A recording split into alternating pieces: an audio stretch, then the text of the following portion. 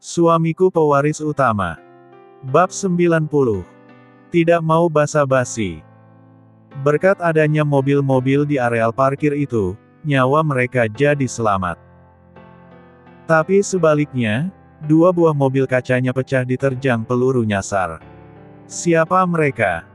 Kenapa membunuh orang sendiri? Batin Bisma dalam hati. Dor, perang. Dasar bodoh. Kenapa kalian bisa ketahuan? Ujar seorang wanita kisaran 30 tahun dengan mimik muka kurang senang, setelah memuntahkan 2 buah peluru dari pistolnya. Akibat dari tembakannya itu, sebuah guci besar, hancur berkeping-keping, diterjang peluru yang ditembakkan oleh wanita tersebut. Kami tidak tahu nyonya. Kemungkinan Denny dan si Komar itu terlalu mencolok dalam memata-matai pemilik birawa itu. Hingga dengan mudah kegiatan mereka diketahui. Jawab Pares takut-takut. Bukankah sudah kukatakan, lakukan pengintaian itu secara alami, tapi kenapa masih juga ketahuan oleh mereka? Bentak Erviana kesal. Kemudian diam, mengambil nafas dalam, lalu berkata lagi. Jika begini caranya, bagaimana aku bisa membalaskan dendam, dan merebut kembali perusahaan yang seharusnya sudah menjadi milikku itu? Perang.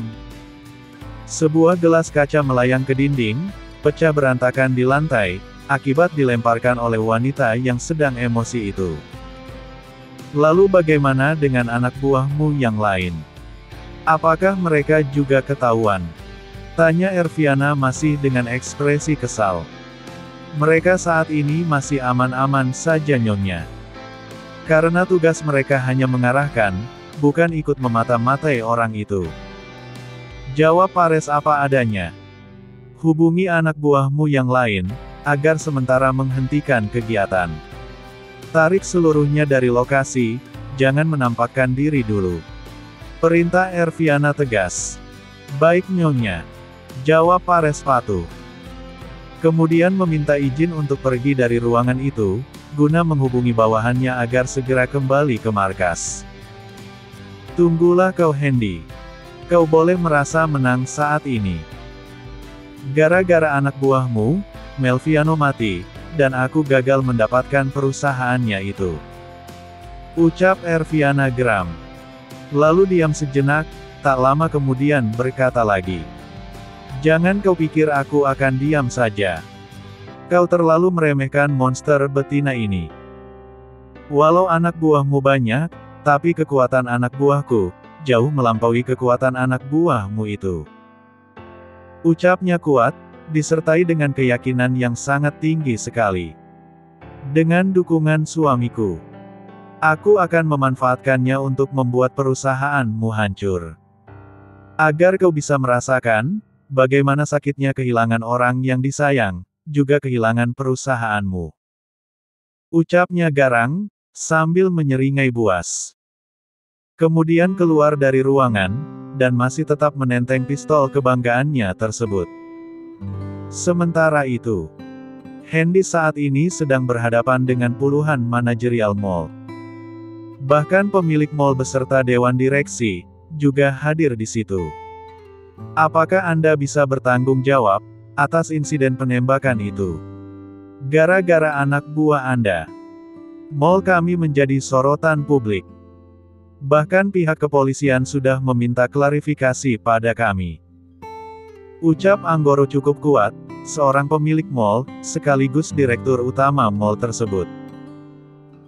Sejenak dia mengambil nafas, dan menenangkan gejolak hatinya, agar tidak terlepas kendali. Gara-gara kejadian itu, pihak pengembang dan penanam modal besar di mall ini, berniat akan menarik balik modalnya. Jika hal itu sampai terjadi, maka Andalah yang harus bertanggung jawab. Ucapnya terkesan marah. Siapa namamu? Dan berapa harga mall ini? Sebutkan saja. Jawab Hendy dingin bercampur kesal. Apa? Kau ingin membeli mall ini? Apakah Anda sedang tidak bercanda? Tanya Anggoro terkejut. Kalau ya kenapa? Respon Hendy cepat. Aku tidak mempunyai banyak waktu untuk membahas hal yang tidak perlu di sini. Dan aku tidak suka terlalu banyak basa-basi. Cepat kau sebutkan, berapa harga yang kau inginkan, agar mall ini menjadi milikku. Jawab Hendy tegas. Bukan begitu juga teman. Kami hanya ingin meminta pertanggungjawabanmu, itu saja. Respon Anggoro tidak enak hati. Pertanggungjawaban bagaimana yang kau inginkan? Apakah kau ingin meminta ganti rugi atas insiden itu? Ya, Anda benar. Jawab Anggoro tanpa ditutup-tutupi lagi. Kalau begitu, kenapa kau tidak jual saja mall ini, agar kau tidak menanggung rugi serta tuntutan dari pihak luar? Kau sebutkan saja berapa harga nominal mallmu ini. Aku jamin dalam beberapa detik, kerugianmu sudah terbayar lunas. Ucap Hendy dengan suara tegas. Siapa sebenarnya Anda? Tanya Anggoro dengan ekspresi khawatir. Kau tidak perlu tahu siapa aku. Yang perlu kau tahu adalah, aku tidak suka berbasa-basi. Itu saja. Jawab Hendy dengan ekspresi dingin. Anggoro tidak langsung menjawab. Dia malah memandang seluruh anak buahnya tersebut, seperti sedang meminta pendapat dari mereka. Tapi semakin dipandang, mereka semakin menunduk diam, dan tak tahu mau jawab apa, karena mereka hanya karyawan bawahan Anggoro, walau status mereka sebagai petinggi mall. Sebaliknya di pihak Anggoro, keningnya berkerut semakin dalam, tanda bingung mau jawab apa. Dalam hatinya membatin. Jika aku jual mall ini, lalu apa lahan usahaku lagi? Karena hanya mall inilah, satu-satunya usaha yang ku miliki. Tapi jika dia tetap bertahan tidak mau menjualnya, maka kerugian yang dia tanggung akan semakin besar. Anggoro tahu dampak yang ditimbulkan dari kejadian tersebut. Dalam beberapa bulan, jumlah pengunjung pasti akan turun, karena mereka merasa takut, kejadian itu akan terulang lagi, dan mungkin akan menimpa mereka. Memikirkan semua itu. Tanpa pikir panjang lagi, Anggoro langsung berkata, jika Anda sanggup membayar dengan harga 4,7 triliun, maka mall ini beserta isinya akan menjadi milik Anda. Ucapnya sinis, ingin mencoba menggertak Hendy. Berikan nomor rekeningmu. Respon Hendy cepat. Apa? Respon Anggoro terkejut. Bukankah kau mau uangmu itu? Jadi tunggu apa lagi? Jawab Hendy enteng. Baik. Jawab Anggoro gugup, serta malu-malu. Tak lama kemudian. Hanya dalam tempo singkat, bahkan tak sampai 1 menit, masuk sebuah notifikasi ke handphone Anggoro, yang menyatakan bahwa uang sejumlah 4,7 triliun, telah masuk ke rekeningnya. Ini, bagaimana mungkin? Ucap Anggoro terbata-bata. Siapa sebenarnya Anda? Kenapa Anda tidak melakukan tawar-menawar, tapi langsung saja menyetujui harga yang saya sebutkan itu? Ucap Anggoro keheranan. Sudah aku katakan. Aku tidak mempunyai banyak waktu untuk meladeni hal sekecil ini. Jawab Hendy dengan sikap angkuhnya itu. Lalu berdiri dari kursinya dan berkata, untuk masalah serah terima dan pengurusan surat-suratnya, nanti akan ditangani oleh orang-orangku. Permisi. Ucap Hendy datar. Tuan. Mohon maafkan sikap kami pada Anda. Kalau boleh kami tahu, dengan siapa kami sedang berhadapan? Tanya Anggoro dengan sikap sopannya itu. Hendy Mahesa Birawa. Cucu tunggal pemilik Birawa Group. Pewaris dan pemilik perusahaan itu sekarang. Jawab Hendy dengan ekspresi dingin. Kemudian bergegas meninggalkan kantor Anggoro, tanpa mengulangi kata permisi lagi, karena sudah terlalu kesal. Bam! Bagai mendengar petir di siang bolong. Semua orang yang ada di dalam kantor Anggoro terkejut, tidak terkecuali Anggoro sendiri. Sungguh mereka tidak menyangka, akan bermasalah dengan pewaris sekaligus pemilik Birawa Group, yang sudah sangat terkenal itu. Tapi nasi sudah menjadi bubur. Perkara sudah terjadi. Mau tidak mau mereka harus menanggung konsekuensinya. Apakah akan dipertahankan, atau harus dipecat, karena sikap arogan mereka sebelumnya pada Hendy? Memikirkan semua itu, 22 orang petinggi mall, termasuk juga general manajernya, memandang ke arah Anggoro, mantan bosnya tersebut, seperti ingin meminta pendapat. Aku tidak tahu apa yang akan dilakukan oleh pemilik baru itu, statusnya tidak biasa. Kalian sendiri tahu, siapa dia itu, dan bagaimana Birawa Group berkiprah dalam bisnis yang menggurita. Kita hanya debu yang menempel di dinding perusahaannya saja. Jadi aku tidak bisa menolong nasib kalian nanti. Ucap Anggoro putus asa. Matilah kita. Tadi aku sempat mengintimidasi orang itu. Ucap seorang deputi general manager mall itu khawatir. Aku juga sempat menunjuk mukanya tadi. Sambung seorang manajer layanan bangunan dengan nada gemetar. Apapun yang terjadi, aku pasrah. Sambung seorang manajer HRD dengan raut muka masam dan pasrah. Kau ini bagaimana Tono? Kenapa tidak mengabarkan pada kami siapa tuan itu tadi? Bentak Anggoro kesal pada kepala satpamnya itu. Saya mana tahu Pak. Tugas kami hanya untuk menangani keamanan mall ini, bukan untuk menginterogasi orang, kecuali kalau orang itu berbuat salah. Ucap Tono membela diri. Sama saja. Intinya dengan kau membawa orang itu kemari, karena perbuatan anak buahnya itu, kita semua jadi susah, bahkan bakalan dipecat. Tahu kau? Bentak seorang manajer pemasaran gusar. Itu sudah resiko pekerjaan Pak. Kalau kita bersikap baik, ya selamatlah. Tapi kalau sudah menyinggung orang seperti itu, maka bersiap-siaplah untuk dipecat. Jawab Tono cuek, dan pergi begitu saja dari dalam kantor mantan bosnya itu. Mau kemana kau? Jangan kurang ajar seperti itu. Kau harus bertanggung jawab. Teriak seorang manajer keuangan pada satpam mall itu.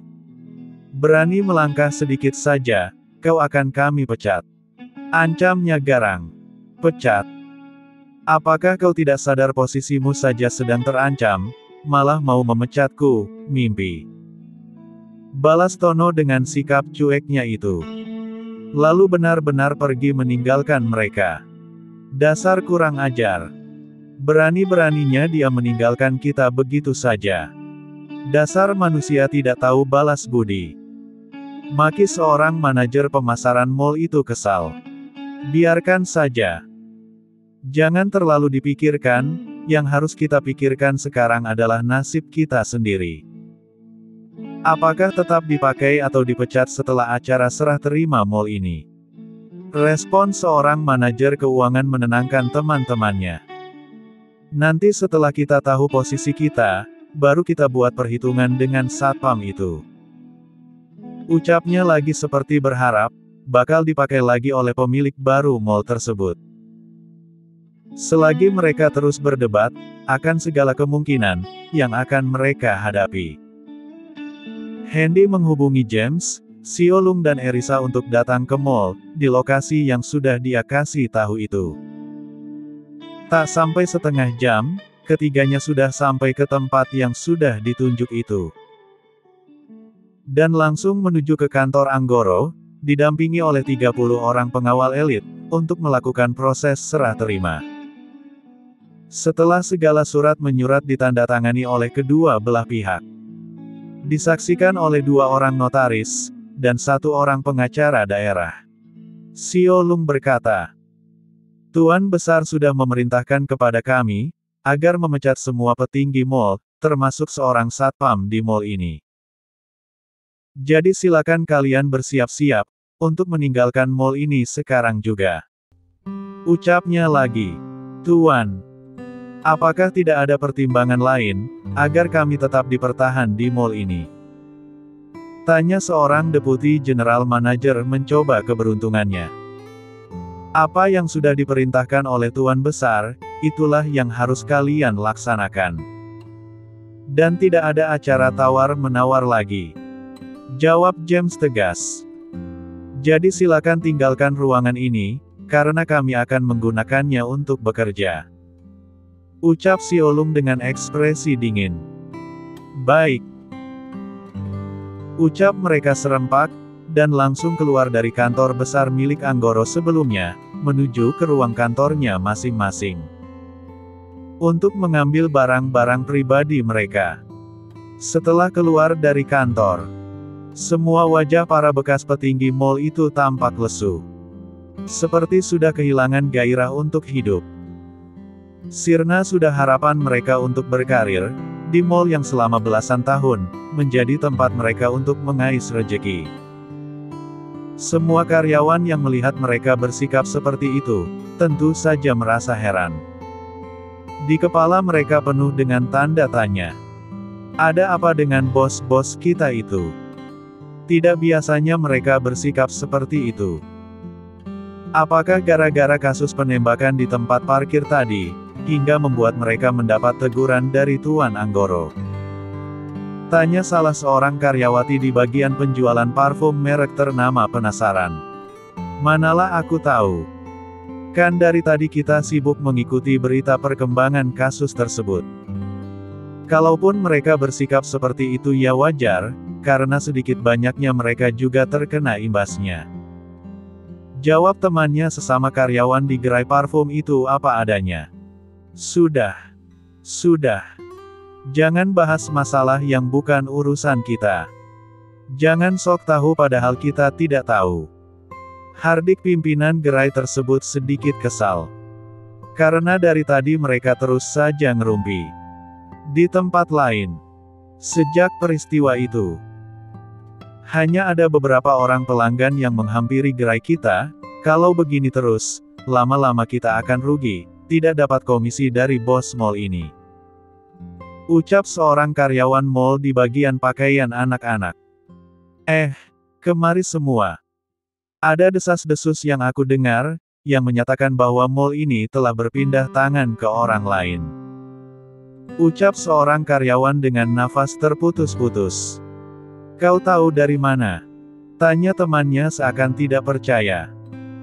Berita besar seperti itu, mana bisa disembunyikan dari pendengaranku. Aku dengar sendiri dari supervisor keuangan. Jawabnya semangat. Pantas saja aku lihat, beberapa petinggi mall itu keluar dari dalam kantornya dengan muka masam, ternyata itu penyebabnya. Bukan hanya itu saja. Semua petinggi mall ini terkena pemutusan hubungan kerja. Semuanya dipecat. Respon pembawa berita itu tampak semangat. Kenapa kau malah semangat seperti itu? Bukankah bos-bos kita itu, sudah kehilangan mata pencaharian mereka? Tanya temannya keheranan. Biarin saja. Sebagian dari mereka telah bersikap sombong pada kita, rasain kalau sekarang mereka sudah dipecat. Syukur. Ucap si pembawa berita itu dengan wajah senang. Hush. Diam. Jangan kuat-kuat. Hardik seorang karyawan yang mempunyai sikap pendiam itu kesal. Tak lama sesudah karyawan pendiam tersebut berkata seperti itu. Beberapa manajer, bahkan general manajer mall lewat di depan mereka, tanpa menoleh apalagi senyum pada mereka. Rata-rata wajah bekas petinggi mall masam ketika lewat itu, mungkin karena dampak dari pemecatan mereka yang tiba-tiba tersebut. Setelah beberapa bekas petinggi mall lewat, keluar Anggoro, didampingi oleh James, Xiaolong dan Erisa, serta 30 pengawal elit yang berpenampilan sangat macho sekali. Kedatangan mereka sempat membuat suasana ramai menjadi hening. Banyak karyawan dan beberapa orang pengunjung, sama-sama menoleh ke arah rombongan Anggoro itu. Seperti sedang meminta penjelasan, apa yang sebenarnya telah terjadi. Dan siapa mereka? Tapi semua pertanyaan itu lewat begitu saja, karena tidak ada yang bisa memberikan jawabannya pasti. Maka jadilah suasana tersebut menguap, dan hilang tertiup angin. Sementara itu, Anggoro terlihat sedang menuju ke mobilnya. Tapi sebelum masuk, dia sempat berkata pada James maupun Xiaolong. Sampaikan salam maaf saya pada Tuan Besar. Semoga kedepannya bisa lebih baik. Ucapnya kuat penuh harap. Akan kami sampaikan. Jawab James cepat. Hotel Bintang 5. Grand Sriwijaya Hotel. Sore itu, Hendy sedang duduk di balkon kamarnya, sambil melihat panorama sore menjelang petang. Saat ini dia sedang sendiri. Sementara Ivory tengah membuatkan minuman untuk suaminya. Tak lama sesudah itu, terdengar bunyi bel merdu dari dalam kamar, atau suite mewah tersebut, pertanda ada orang yang ingin bertamu. Hans yang sedang duduk di depan suite, bersama dengan 10 orang pengawal elit, bergegas berdiri untuk memberi salam, pada orang yang telah memencet bel, di depan suite Hendy itu, yang ternyata adalah Tuan Birawa. Salam Tuan Senior. Ucap mereka serempak, sambil membungkukkan setengah badan mereka ke arah Tuan Birawa. Ya, berdirilah. Respon Tuan Birawa tegas. Terima kasih Tuan Senior. Jawab mereka serempak. Sementara dari dalam kamar, Ivory yang sedang membuatkan minuman untuk suaminya, ketika mendengar ada bunyi bel, dan juga melihat ke layar monitor CCTV, bergegas membukakan pintu untuk menemui kakek mertuanya tersebut. Salam kakek. Sapa Ivory sesaat setelah membukakan pintu untuk Tuan Birawa itu. Mana suamimu? Tanya Tuan Birawa tanpa berbasa-basi lagi. Hendy sedang ada di balkon kek. Jawab Ivory apa adanya. Baik. Responnya singkat. Kemudian memasuki kamar suite tempat Hendy dan Ivory menginap, dan langsung menuju balkon suite tersebut. Kakek. Ucap Hendy terkejut, lalu buru-buru berdiri untuk menyambut kedatangan kakeknya itu. Duduk saja di tempatmu. Pandailah kakek akan duduk sendiri di sini. Respon Tuan Birawa datar. Ada masalah apakah hingga kakek sampai datang sendiri ke kamar Hendy? Apakah karena masalah di mall itu? Tanya Hendy penasaran. Masalah itu tidak kakek anggap besar. Itu hanya mainan anak-anak kecil. Jawab Tuan Birawa enteng. Lalu masalah apa kek? Tanya Hendy penasaran. Masalah Anggoro yang tadi kau ceritakan itu. Apakah kau tidak mengenalnya lagi? Tanya Tuan Birawa menyelidik. Sepertinya Hendy tidak kenal atau tidak ingat sama sekali padanya kek. Jawab Hendy apa adanya. Anggoro dan Bagaspati, 2 kakak adik, dulunya pernah bekerja pada kakek, walau hanya 8 tahun lamanya. Tapi cukup membuat kakek jengkel. Saat itu, mereka berdua datang. Meminta pada kakek, agar membantunya membangun usaha perhotelan, mall, dan pertambangan. Tapi kakek tidak meladeninya. Walau pada akhirnya memberikan bantuan juga. Uang yang mereka pinjam saat itu lumayan banyak. Tapi kakek tidak tahu, apakah uang tersebut memang digunakan untuk membangun usaha atau tidak, kakek juga kurang tahu. Mumpung kita masih ada di kotanya ini. Perintahkan anak buahmu untuk menemukan keberadaan Anggoro kembali, terutama si Bagaspati tersebut. Karena dialah yang paling banyak memakai uang dari Birawa Group kita. Lalu apa hubungannya dengan Hendy kek? Tadi kakek ada menanyakan, apakah Hendy kenal dengan Anggoro itu apa tidak? Maksudnya apa kek? Tanya Hendy penasaran. Oh. Waktu itu kedua orang tuamu masih hidup. Mereka berdua adalah bawahan langsung dari ayahmu, dan selalu datang menemuinya. Umurmu waktu itu, baru genap 10 tahun. Mereka sempat berbicara padamu dan sangat menyukaimu. Dan kau pun menyukai mereka karena sikap mereka yang ramah. Tapi setelah mereka keluar dari perusahaan, praktis kakek dan mereka tidak pernah lagi bertemu. Jadi kakek ingin kau bawa si Anggoro Jitu ke hadapan kakek, dan temukan juga adiknya. Maksud kakek si Bagaspati itu ya? Tanya Hendy cepat, hanya untuk memastikan saja. Ya, kau benar. Lakukan sekarang, besok pagi bawa keduanya untuk menghadap kakek. Baik. Jawab Hendy cepat, kemudian menghubungi Hans untuk segera masuk. Kasih tahu Burgon dan anak buahnya itu, untuk mencari dan menemukan keberadaan Anggoro dan adiknya si Bagaspati. Besok pagi bawa keduanya untuk menemui kakek. Perintah Hendy tegas. Baik Tuan Besar. Jawab Hans patuh, kemudian meminta izin untuk mengerjakan tugas. Sepeninggal Hans, Tuan Birawa menyeruput teh kesukaannya dengan perlahan, setelah itu baru dia membuka suara. Mumpung kita sedang berada di pulau yang sangat terkenal akan bahan tambangnya itu. Bagaimana kalau kita membuat perusahaan tambang di sini? Tanya Tuan Birawa langsung pada intinya. Apakah kakek yakin? Tanya Hendy sedikit meragukan niat dari kakeknya itu. Kenapa tidak? Kekayaan alam yang ada di provinsi ini, sangat melimpah sekali dengan kita membuka usaha di bidang pertambangan. Setidaknya kita telah membantu usaha pemerintah untuk mengentaskan kemiskinan.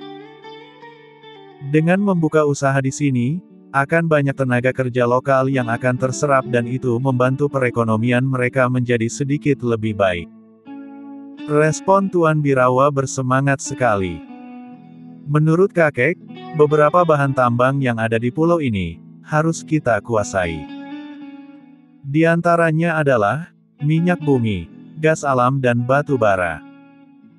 Jika kita bisa menguasai sekitar 60% bahan tambang di sini, maka kakek yakin, perusahaan kita akan semakin dikenal oleh dunia. Ucap Tuan Birawa tegas, ketika dengan sengaja mendatangi kamar Hendy. Apakah kakek yakin, kalau usaha pertambangan itu akan menguntungkan bagi kita? Tanya Hendy sedikit meragukan niat baik dari kakeknya itu. Kenapa tidak? Saat ini dunia sedang mengalami krisis energi. Jika kita bisa bermain di dalamnya, mungkin kita bisa sedikit mengurangi masalah itu. Maka untung yang akan kita dapatkan, bisa menjadi berlipat ganda. Jawab Tuan Birawa cepat. Perusahaan tambang kita sudah sangat banyak. Apakah harus menambah lagi, Kek? Memang di daerah ini belum ada tapi di tempat lain sudah banyak sekali, bantah Hendy mencoba mengingatkan kakeknya itu. Jumlah perusahaan kita memang banyak, tapi produksinya semakin lama semakin menurun, karena kita harus bersaing dengan perusahaan lain, terutama perusahaan asing itu. Jadi kakek mengusulkan, agar kau menugaskan pada James Erisa dan Siolung, untuk mencari segala kemungkinan, apakah perusahaan kita bisa turut meramaikan dunia pertambangan di bumi Sriwijaya ini atau tidak? Ucap Tuan Birawa tetap ngotot untuk membuat perusahaan di Pulau Es ini. Baiklah kalau itu mau kakek. Hendy akan mendukung usulan kakek itu, dan akan mengerjakannya dengan segala upaya, serta kemampuan yang bisa dilakukan. Respon Hendy tegas. Bagus. Itu baru namanya pengusaha yang mempunyai misi dan visi ke depan. Sambut kakeknya senang. Kalau begitu kakek permisi dulu. Ada sesuatu yang harus kakek lakukan segera. Ucap Tuan Birawa cepat. Baik Kek. Jawab Hendy singkat, tanpa bertanya lagi, pekerjaan apa yang akan dilakukan oleh kakeknya itu. Di suatu tempat komplek mansion mewah milik Anggoro. Kenapa kau jual usaha mallmu itu, Kak? Tanya Bagaspati terkesan kesal atas keputusan kakaknya tersebut. Apakah kau sanggup menolak sejumlah uang yang sangat banyak itu? 4,7 triliun bukanlah jumlah yang sedikit. Dengan uang itu, aku bisa mendirikan perusahaan baru, misalnya perkebunan, pertambangan atau kembali membangun usaha retail lain, yang jauh lebih besar dari mall yang telah aku bangun itu. Jawab Anggoro dengan keyakinan tinggi sekali. Memangnya siapa orang yang telah sanggup membeli molmu yang tidak seberapa itu? Tanya Bagaspati penasaran.